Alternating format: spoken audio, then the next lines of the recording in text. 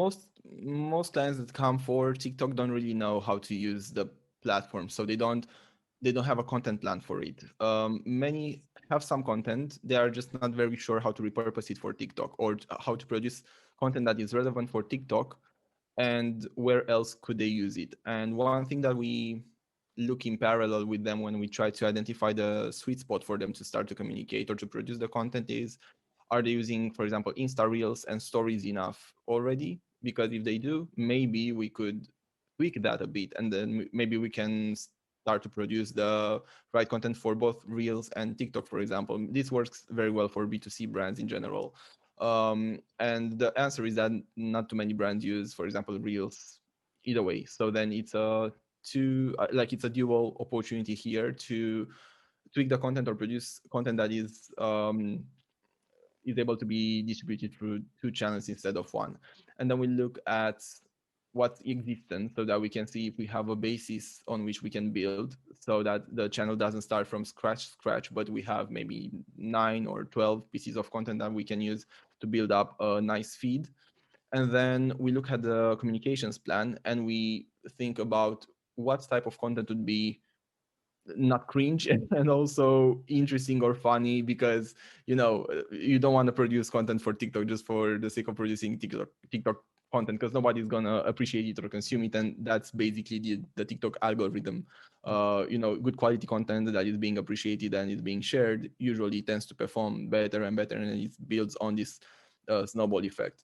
But if your content is not engaging in the first couple of seconds and is not attracting audiences and making them share on their stories on other platforms like Instagram or through DMs or commenting on them, then the chances of that content getting amplified are not so big.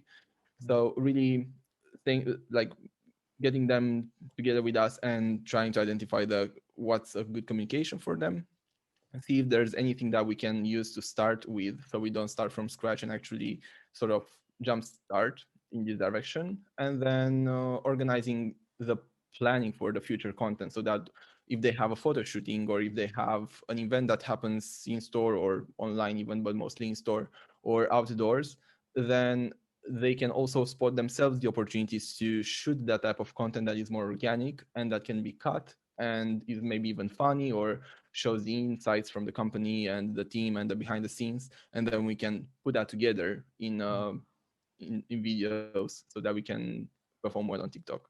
And also, as you mentioned, the Washington Post example, I don't know the account myself, but I'm going to have a look after our episode today.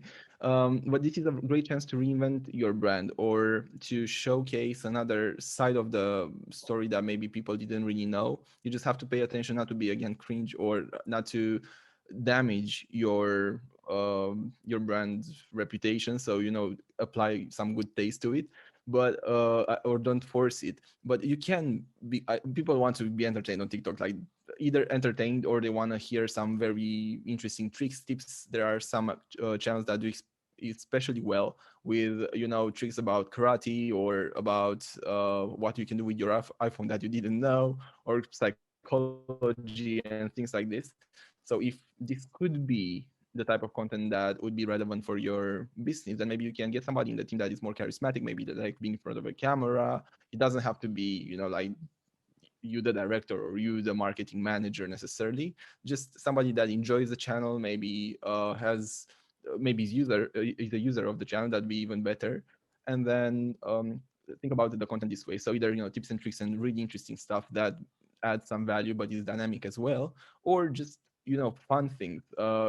People, I think people because there's not too much fun around anymore, or at least the news and things that we get bombarded with every day. I think people are in a search for entertainment, maybe more than they previously were, because they don't even have the human entertainment that they will get on a daily basis, just having a banter with their work colleagues or things like this, or not that much.